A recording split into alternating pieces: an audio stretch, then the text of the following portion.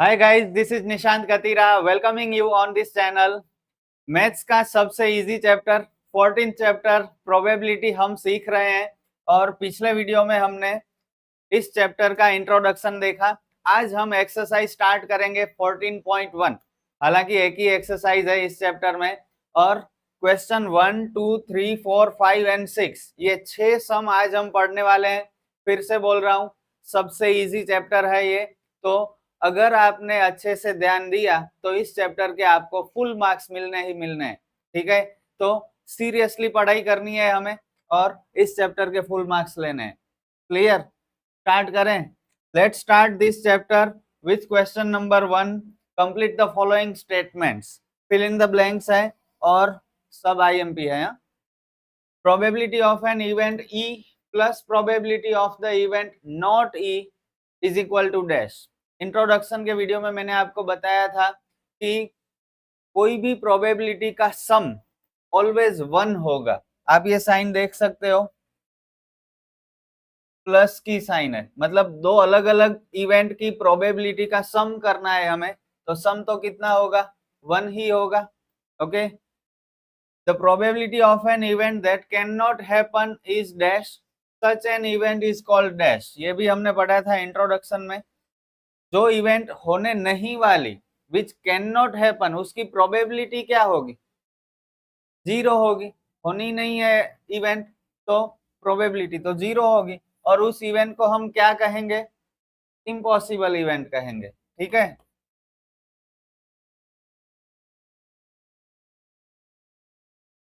Such an event is called an impossible event. The probability of an event that is certain to happen, जो 100% होगी, उसकी probability क्या है? 1 है। Okay, confirm है 100%। अगर कोई इवेंट होने वाली है तो उसकी प्रोबेबिलिटी 1, और कंफर्म है कोई इवेंट होने ही नहीं वाली है तो प्रोबेबिलिटी 0। तो सर्टेन इवेंट की probability 1, such an event is called a certain event. Fourth one, the sum of the probabilities of all the elementary events of an experiment is dash। फिर से देखो, वर्ड पे फोकस करो। सम, कोई भी probabilities का सम कितना होगा? 1 ही होगा, पता है हमें। और last one, the probability of an event is greater than और equal to dash and less than और इक्वल टू डैश। ये भी हमने इंट्रोडक्शन में पढ़ा था। कोई भी इवेंट की प्रोबेबिलिटी 0 या उससे ज्यादा होगी, ग्रेटर देन और equal to 0 and less than और इक्वल टू 1, 1 या 1 से कम होगी। ये पांचों पांच fill in the blanks most IMP है और आ सकती है एग्जाम में। ठीक है, clear? Let's move to the next question. Question number 2, which of the following experiments have equally likely outcomes? Explain। Equally likely outcomes किसे कहते हैं? बताया है मैंने। जिस इवेंट के टोटल आउटकम्स में से कोई भी आउटकम आ सकता है। हम पहले से नहीं कह सकते कि यही आउटकम होगा, ये आउटकम नहीं हो सकता, ऐसे एडवांस में हम फोरकास्ट नहीं कर सकते। उसे हम इक्वली लाइकली आउटकम्स कहते हैं। कोई भी आउटकम आ सकता है। जैसे कि कॉइन को टॉस करेंगे तो कॉइन के ऊपर हेड या टेल, दो में से कोई भी एक आ सकता है। we cannot say in advance that head will come, okay, या फिर tail will come, एडवांस में नहीं कह सकते। तो कॉइन को टॉस करेंगे तो इक्वली लाइकली आउटकम्स मिलेंगे। इसी तरह से अगर हम कोई डाइस को थ्रो करेंगे तो डाइस पे 1 to 6 6 नंबर्स रहते हैं, 6 में से कोई भी आ सकता है, पहले से नहीं कह सकते हम। तो इक्वली लाइकली आउटकम्स। ठीक है, बस ये 4 हमें एक्सपेरिमेंट्स दिए गए हैं। हमें बताना है कि कौन से एक्सपेरिमेंट में इक्वली लाइकली आउटकम्स मिलेंगे। ठीक है, पूरा आंसर मैं नहीं लिखूंगा, यस नो में हम आंसर दे देंगे क्योंकि एग्जाम के पॉइंट ऑफ व्यू से ये इम्पोर्टेंट नहीं है। फिर भी समझ लेते हैं। ठीक है, a driver attempts to start a car, the car starts और डज नॉट स्टार्ट्स। एक ड्राइवर कार स्टार्ट कर रहा है, उससे कार स्टार्ट हो जाएगी या फिर नहीं होगी। इक्वली लाइकली आउटकम्स है या नहीं है? आप सोचोगे कि इक्वली लाइकली है, दो ही तो आउटकम है, या फिर कार स्टार्ट होगी या नहीं होगी, दो में से कुछ ना कुछ तो होगा। लेकिन यहाँ पे हमें प्रॉपर इंफॉर्मेशन नहीं दी गई है। अगर कार खराब हुई, ओके, कार की कंडीशन कैसी है वो क्लियर नहीं है। अगर कार खराब है तो चाहे कितना भी अच्छा ड्राइवर हो, कार उससे स्टार्ट नहीं होगी, ठीक है। और अगर कार ठीक है तो कार स्टार्ट हो जाएगी। तो we don't have proper information in this statement, that's why we can not get equally likely outcomes for this experiment. Okay, तो पूरा हम नहीं लिखेंगे, एग्जाम में अगर आता है, नहीं ही आएगा क्योंकि आज तक नहीं आया, तो आपको लिखना है we don't know the condition of the car, so there are, so the experiment does not have equally likely outcomes। Okay, इतना सिर्फ शॉर्ट में लिखना है। This experiment does not have equally likely outcomes। Simple है। चलो next समझते हैं। A player attempts to shoot a basketball, she or he shoots or misses the shot। एक प्लेयर बास्केटबॉल खेल रहा है और वो बास्केट में बॉल डाल रहा है, तो बॉल उससे बास्केट में जाएगा या मिस हो जाएगा। चलो क्या होगा, पढ़ने से यही लग रहा है कि अगर हम बास्केट में बॉल थ्रो करेंगे तो या तो वो बास्केट में जाएगा या नहीं जाएगा, तो इक्वली लाइकली आउटकम्स हो सकते हैं। लेकिन यहाँ पे भी हमें प्रॉपर इंफॉर्मेशन नहीं दी गई है, जैसे कि जो प्लेयर बास्केट में बॉल डाल रहा है वो प्लेयर स्किल्ड प्लेयर है, टैलेंटेड है, रेगुलर बास्केटबॉल खेल रहा है।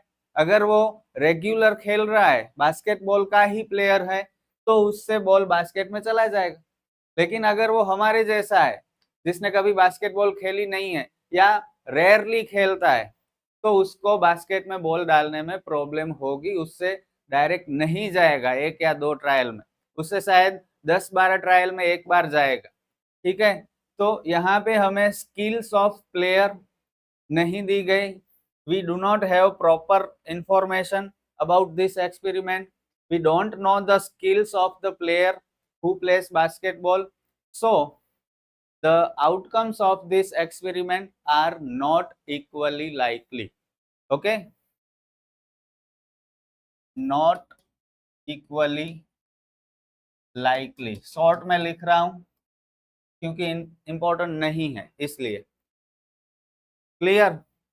Third one, a trial is made to answer a true false question, the answer is right or wrong। True false question है, किसी भी बच्चे को पता है, छोटे बच्चे को भी पता है कि ट्रू फॉल्स में दो ही पॉसिबिलिटीज रहती हैं, या तो वो स्टेटमेंट ट्रू होगा या तो फॉल्स होगा, तो दो में से कोई एक आंसर आ सकता है, ठीक है। तो इस एक्सपेरिमेंट के आउटकम्स इक्वली लाइकली हैं। Outcomes are equally likely. A baby is born, it is a boy और अ गर्ल। बेबी बोर्न होता है तो क्या होगा, वो बॉय होगा या गर्ल होगा, इससे अलावा तो कोई एक्स्ट्रा ऑप्शन नहीं है हमारे पास, दो में से एक ही आ सकता है। छोटे बच्चे को पूछेंगे तो वो भी बता देगा कि बॉय आएगा या गर्ल आएगी, ठीक है। तो दो में से एक ऑप्शन होगा। ओके, तो आउटकम्स आर इक्वली लाइकली, या फिर this experiment has equally likely outcomes. Clear. Question number 2 important नहीं था, आज तक कभी भी एग्जाम में नहीं आया है, तो आप छोड़ भी सकते हैं, फिर भी टेक्स्ट बुक में है तो हमने अच्छे से समझ लिया। क्वेश्चन 3 ये भी इंपॉर्टेंट नहीं है, फिर भी एक बार देख लेते हैं। आंसर मैंने ऑलरेडी लिख के रखा है क्योंकि इंपॉर्टेंट नहीं है इसलिए। Why is tossing a coin considered to be a fair way of deciding which team should get the ball at the beginning of a football match? Football match जब स्टार्ट होता है तब कौन सी टीम को ball मिलेगी वो हम coin toss करके डिसाइड करते हैं। तो कॉइन टॉस क्यों करते हैं? इसी तरह से जब क्रिकेट मैच भी स्टार्ट होता है तब टॉस होता है, तो टॉस क्यों करते हैं? तो टॉस करने से हमें इक्वली लाइकली आउटकम्स मिलेंगे, हेड आएगा या टेल एडवांस में नहीं कह सकते। तो दोनों टीम्स के लिए फेयर चांसेस रहते हैं कि जो टॉस जीतेगा उसे बॉल मिलेगा, ठीक है। तो पार्शियलिटी नहीं हो सकती, इसीलिए हम कोई भी मैच स्टार्ट होने से पहले कॉइन टॉस करते हैं। We can get two outcomes by tossing a coin, head और tail. Both these outcomes are equally likely because we cannot tell in advance which outcome will come. So tossing a coin is considered to be a fair way of deciding which team should get the ball at the beginning of a football game. Simple है, कुछ खास नहीं है और important भी नहीं है। Okay, तो 3 क्वेश्चंस हमें पढ़े। First question fill in the blanks most IMP था, सेकंड थर्ड कोई काम के नहीं है। आगे बढ़ते हैं, question number 4 most IMP question है ये। Which of the following can not be the probability of an event. इन 4 ऑप्शन में से कोई भी इवेंट की प्रोबेबिलिटी क्या नहीं हो सकती। इंट्रोडक्शन के वीडियो में मैंने आपको बताया था कि कोई भी इवेंट की प्रोबेबिलिटी नेगेटिव नहीं हो सकती, मतलब माइनस में नहीं आ सकती। तो कितना आसान है देखो, 4 ऑप्शन में से ऑप्शन बी माइनस वाला है, तो ये ऑप्शन -1.5 प्रोबेबिलिटी नहीं हो सकती। तो our final answer is option B.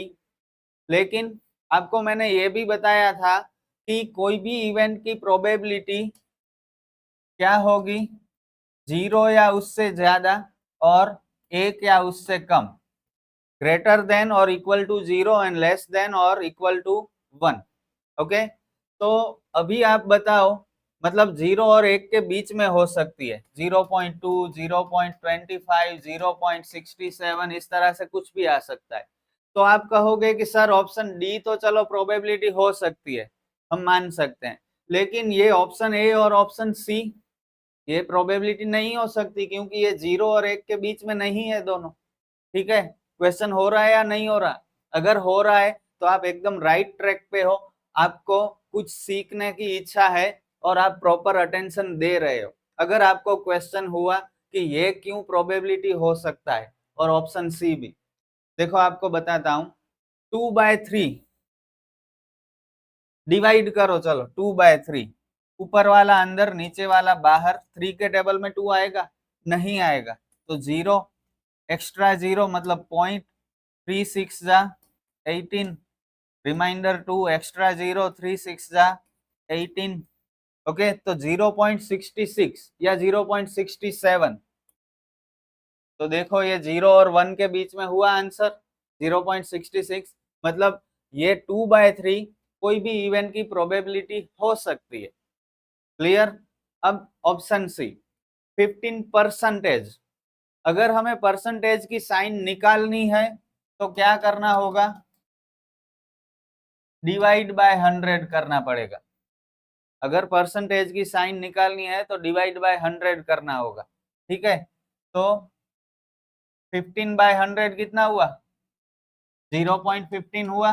तो ये भी 0 और 1 के बीच में आंसर मिला हमें, तो 15% भी प्रोबेबिलिटी हो सकती है।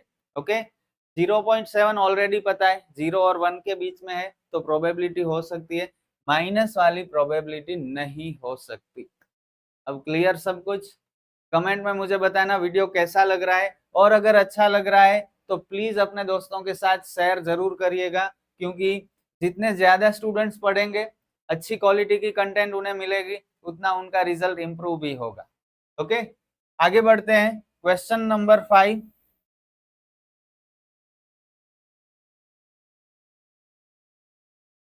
If probability of event E is equal to 0.05, what is the probability of not E? PE का मतलब हुआ probability of event E। ठीक है, तो फॉर्मूला का यूज करना होगा। पिछले वीडियो में हमने फॉर्मूला देखा था, कौन सा था फॉर्मूला, याद है आपको? बताओ। Probability of event E plus probability of not event E is equal to 1, या फिर शॉर्ट में PE plus PE bar is equal to 1।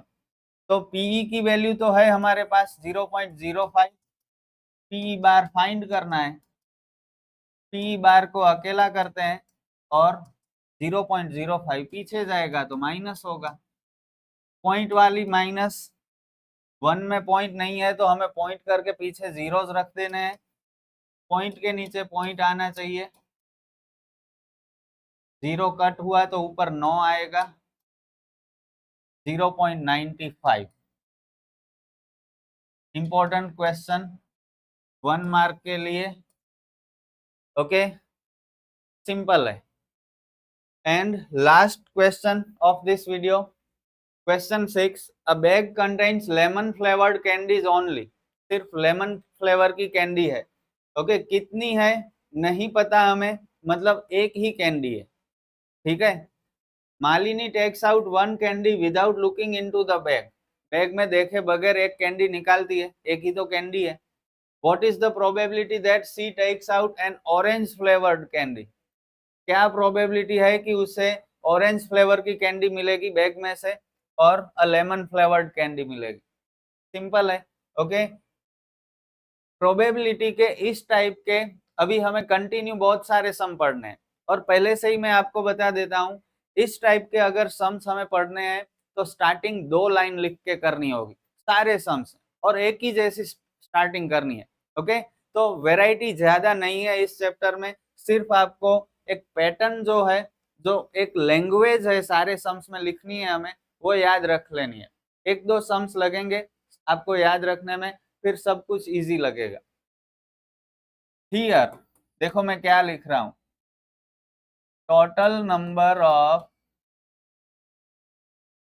Candies is equal to 1। एक ही कैंडी है तो total outcomes is equal to 1। बस ये 2 लाइनें हमें लिखनी है। कैंडी की बात है तो total number of candy is equal to 1। अगर बॉल्स हुए तो total number of balls is equal to this much.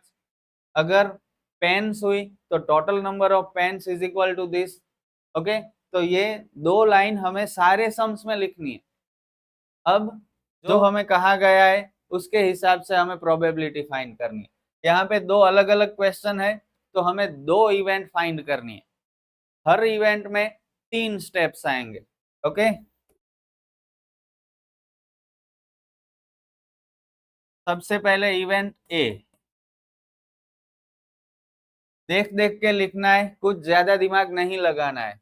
N orange flavoured candy. Okay, जब अच्छे से लिखना है तो हम पूरा लिखेंगे, C takes out an orange flavoured candy.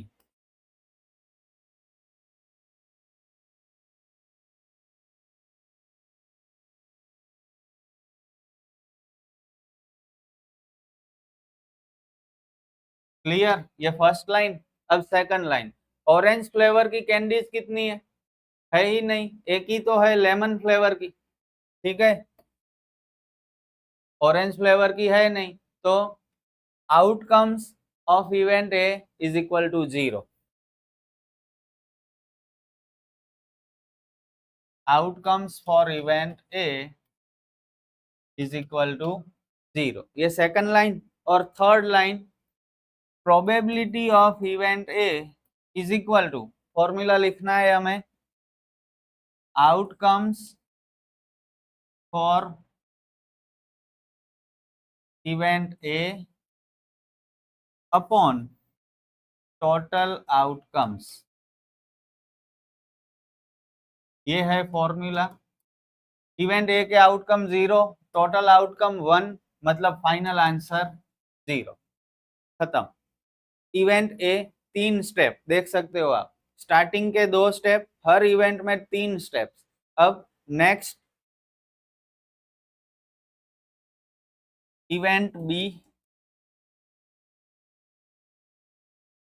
देख देख के लिखना है, अ लेमन फ्लेवर्ड कैंडी, या फिर C takes out a lemon flavoured candy. एक ही लैंग्वेज लिखनी है हमें।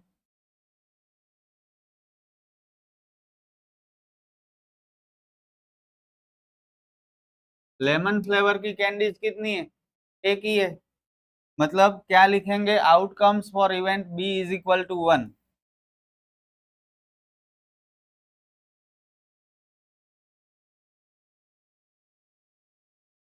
अब formula, probability of event B is equal to outcomes for event B.